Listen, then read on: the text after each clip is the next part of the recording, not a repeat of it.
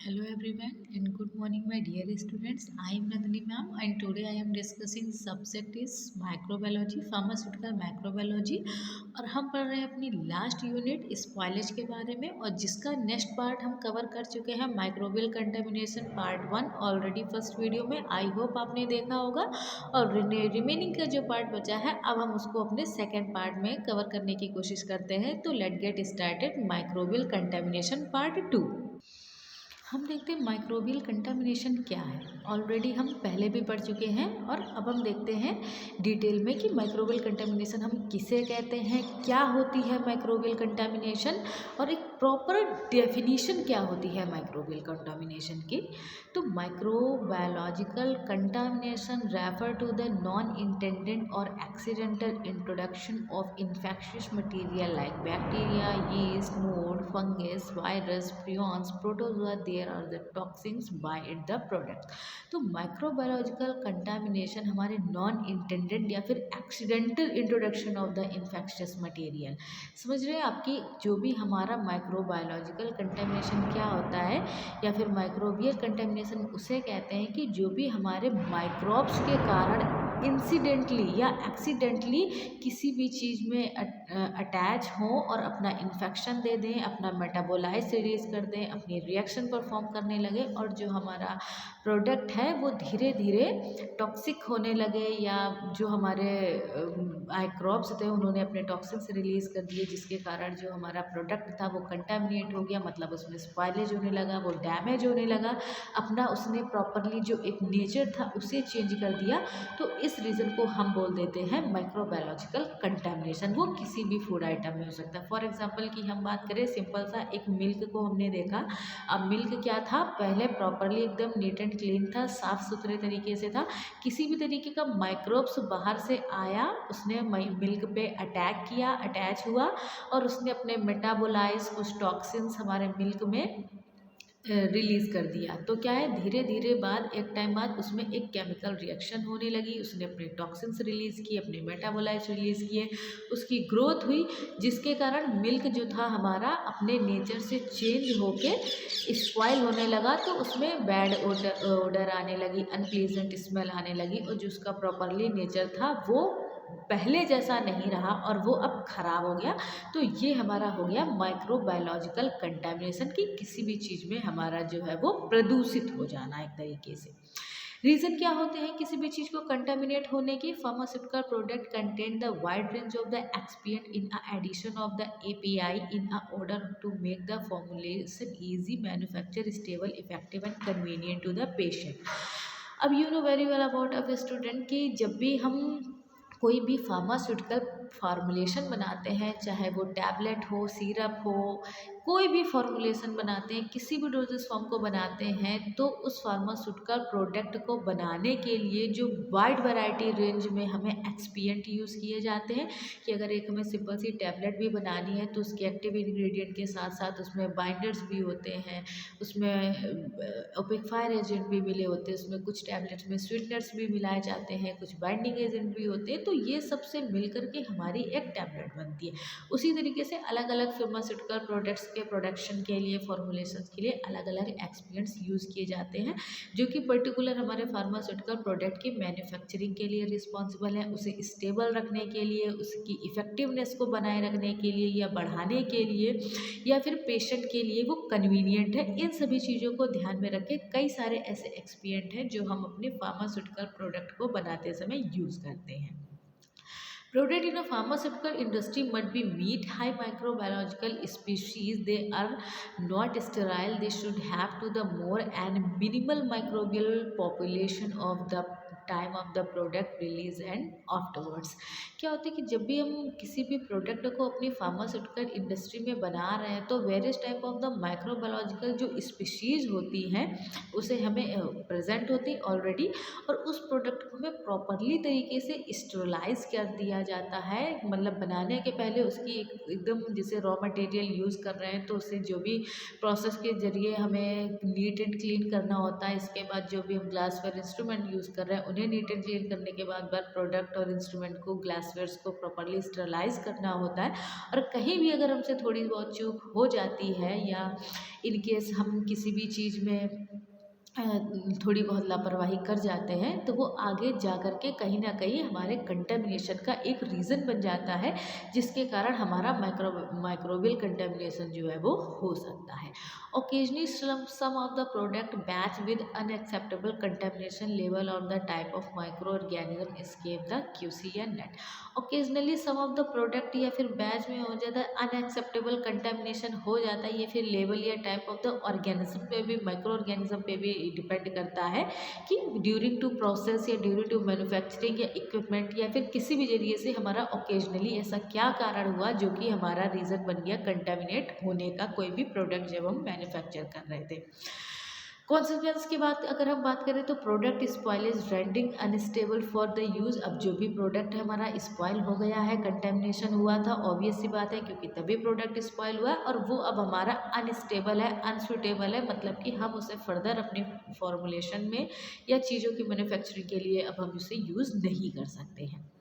Product spoil will be result is the financially problem for the manufacturers through the direct loss of the faulty product loss possibility and the product recall। अगर in case ऐसा होता है कि कोई भी हमारा जो manufacture product है वो स्पॉइल हो गया, कंटेमिनेटेड हो गया, तो इससे जो मैन्युफैक्चर है उसको काफ़ी बड़ा नुकसान सहना पड़ता है, काफ़ी लॉस हो जाता है, और कुछ अगर केसेस ज़्यादा तक सीरियस है तो प्रोडक्ट को हमें मार्केट से रिकम करना पड़ता है, रिकॉल करना पड़ता है, ताकि हम जो प्रोडक्ट हमारा कंटेमिनेट हुआ है उसको हम पूरी तरीके से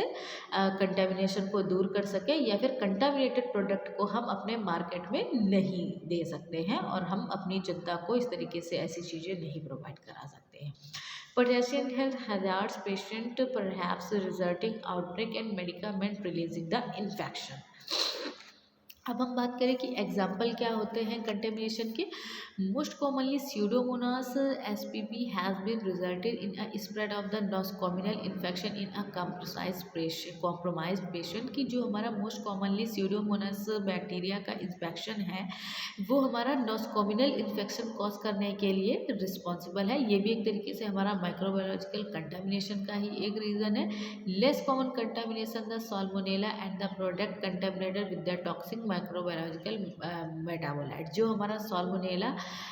आपने देखा होगा साल्मोनेला बैक्टीरिया किस लिए रिस्पॉन्सिबल होता है, टाइफाइड कॉज करने के लिए, ये हमारा रिस्पॉन्सिबल है। लेस कॉमन कंटेमिनेशन होता है जब साल्मोनेला टाइफाइड का प्रोडक्ट कंटेमिनेट हो जाता है, तो क्या होता है टॉक्सिक माइक्रोबियल मेटाबोलाइट्स जो है उसमें अपने देने लगते हैं और हमारा इन्फेक्शन जो है वो कॉज हो जाता है और हमें साल्मोनेला टाइफाइड जो फीवर का है, मतलब टाइफाइड फीवर जो है वो कॉज होने लगता है। अब टाइप्स क्या क्या हो सकते हैं कंटेमिनेशन के। अभी तक तो हमने सोर्स की बात कर ली, अब हम टाइप्स की बात करें तो सम ऑफ द कंटेमिनेशन में बी द पैथोजेनिक। कुछ हमारे कंटेमिनेशन जो होते हैं वो पैथोजेनिक होते हैं, मतलब जो हमारे पैथोजन रिस्पॉन्सिबल होते हैं चीज़ों को कंटेमिनेट करने के लिए वो। Other way grow even the presence of preservatives in spoil of the project. Other way एक ये भी हो सकता है कि जो भी हमारा फार्मास्यूटिकल प्रोडक्ट है उसमें हमने प्रिजर्वेटिव इतने अच्छे से नहीं यूज़ किए हैं, उसके अभाव में भी हो सकते हैं, या फिर जो भी हमारा स्पॉइलेज है, मतलब कि जो हमारे माइक्रोब्स ने उस पर अटैक किया था उनकी ग्रोथ ज़्यादा बढ़ गई। ये भी एक हमारा कंटेमिनेशन का टाइप है। और which is destroyed in the process heat treatment it may be still live cell residue which is toxins and pyrogenic. Other way हम क्या देखते हैं कि जो भी हमारा इन प्रोसेस में हीट ट्रीटमेंट वगैरह हम दे रहे हैं लिव सेल को, वो हमारे रिस्पॉन्स कि अब हम देखते हैं जो भी हमारा फार्मास्यूटिकल प्रोडक्ट की मैन्युफैक्चरिंग हो रही है, प्रोसेसिंग हो रही है, उसमें हमने कोई हीट ट्रीटमेंट दे करके किसी प्रोसेस को स्टेरलाइज करने की कोशिश की है जिसमें यह हीट प्रोसेस की ज़रूरत है, तो अगर उसका कोई सॉलिड रेजिड्यू बच रहा है या जो हमारी सेल बच रही हैं वो कहीं ना कहीं जा कर के टॉक्सिक इफेक्ट ना कॉज कर दे, या फिर ऐसा कोई पायरोजेनिक इफेक्ट ना कॉज कर दे जिसके कारण जो हमारा प्रोडक्ट है वो ख़राब होने लगे या फिर उसमें स्पॉइलेज होने लगे। और कंटेमिनेशन का ये भी एक रीज़न हो सकता है कि जो भी हम हीट ट्रीटमेंट के थ्रू हमारा रेजिड्यू बच रहा है उसके कारण भी कंटेमिनेशन हमारा हो सकता है। Source of contamination in manufacturing की बात करें तो आपको पता है कि वाटर एक हमारा यूनिवर्सल सॉल्वेंट है और वेरियस टाइप ऑफ प्रोडक्शन जो भी हमारे फार्मास्यूटिकल प्रोडक्ट बन रहे हैं या कोई भी प्रोडक्शन बन रहा है मैन्युफैक्चरिंग यूनिट में वाटर का एक लार्ज अमाउंट में यूज़ भी होता है। तो वाटर के थ्रू बहुत सारे ऐसे कंटेमिनेशन होने के चांसेस होते हैं बिकॉज ये यूनिवर्सल सॉल्वेंट भी होता है और साथ ही साथ हमारा एक इकोनॉमिकली काफ़ी अच्छा सॉल्वेंट भी है, लो भी है, इकोनॉमिकली लो भी है और इजीली अवेलेबल है। तो वाटर के थ्रू भी बहुत सारे ऐसे बैक्टीरियाज या फिर माइक्रोब्स हमारे आ जाते हैं जो कि मैन्युफैक्चरिंग यूनिट में यूज़ होते हैं और उसके कारण भी अगर हम देखें तो कहीं ना कहीं हमें कंटेमिनेशन का एक रीज़न या कंटेमिनेशन का एक सोर्स हमारा वाटर भी हो सकता है। इसके कारण इन्वायरमेंटल कंडीशन में बहुत मतलब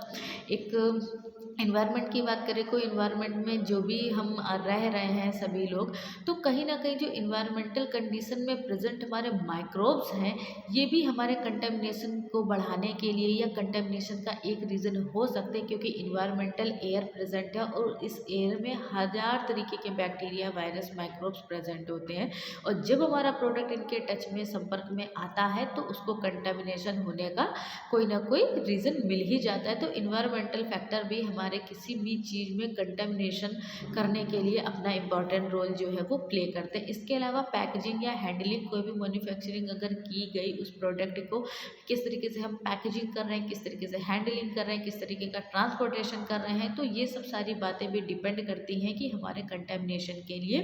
इसकी पैकेजिंग भी काफ़ी रिस्पॉन्सिबल है। प्रिवेंशन एंड कंट्रोल की बात करें तो ये तो हम देखते हैं कि हमने देख लिया माइक्रोबियल कंटेमिनेशन कैसे हुआ, कौन से फैक्टर्स उसके लिए रिस्पॉन्सिबल थे, कौन से माइक्रोब्स रिस्पॉन्सिबल थे, फिर क्या क्या ऐसे सोर्स थे जो हमारे माइक्रोबियल कंटेमिनेशन को बढ़ा रहे थे। और अब हम उनके प्रिवेंशन एंड कंट्रोल की बात करें तो in the manufacture of the principle of the good manufacturing practice must be observed and control measure and must be build the in the last stages, कि जो भी हम अपनी मैन्युफैक्चरिंग यूनिट में जो भी हम प्रोडक्ट बना रहे हैं, जिसकी भी मैन्युफैक्चरिंग कर रहे हैं, तो उसका प्रॉपरली एक जो किसी भी चीज़ को बनाने का एक स्टैंडर्ड ऑपरेटिंग जो प्रोसीजर्स है उसको फॉलो किया जाए, जो भी रूल्स रेगुलेशन एंड गाइडलाइंस हैं उनको फॉलो किया जाए और साथ ही साथ हम उसको प्रॉपरली अपने ऑब्जर्वेशन में रखें। जो भी मेजरमेंट यूज़ हो रहे हैं ऑल स्टेजेस पे हमें उसकी रख रखाव और सुरक्षा और हाइजीन को जो है मेंटेन रखना चाहिए। ज़्यादा से ज़्यादा हम उसकी क्वालिटी और सफाई हाइजीन पे ध्यान देंगे तभी हम किसी भी चीज़ को कंटामिनेट होने से रोक सकते हैं, बचा सकते हैं।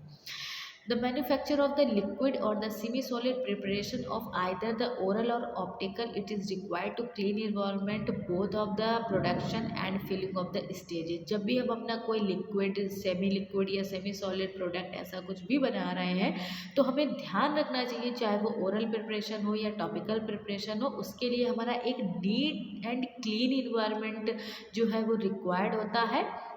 और चाहे हम उस प्रोडक्ट की फिलिंग कर रहे हों, मैन्युफैक्चरिंग कर रहे हों, प्रोडक्शन कर रहे हों या पैकेजिंग कर रहे हो, ऑल स्टेजेस में हमें चीज़ों को नीट एंड क्लीन रखने की आवश्यकता होती है। और सबसे ज़्यादा इम्पॉर्टेंट आपको भी पता है कि जितनी ज़्यादा से ज़्यादा हम हाइजीन को मेंटेन रखेंगे, स्टेरिलाइजेशन को ध्यान देंगे, उतना से कम हमारा कंटामिनेशन होने का चांसेस रहेगा। तो जब हाइजीन ज़्यादा रहेगी तो कंटामिनेशन का रेट हमारा ऑलरेडी डिक्रीज हो जाएगा, डाउन हो जाएगा। So students, I hope you are understood well. आज हमने पढ़ा माइक्रोबियल कंटेमिनेशन पार्ट 2 के बारे में। आई होप आपको समझ में आया होगा। So thank you.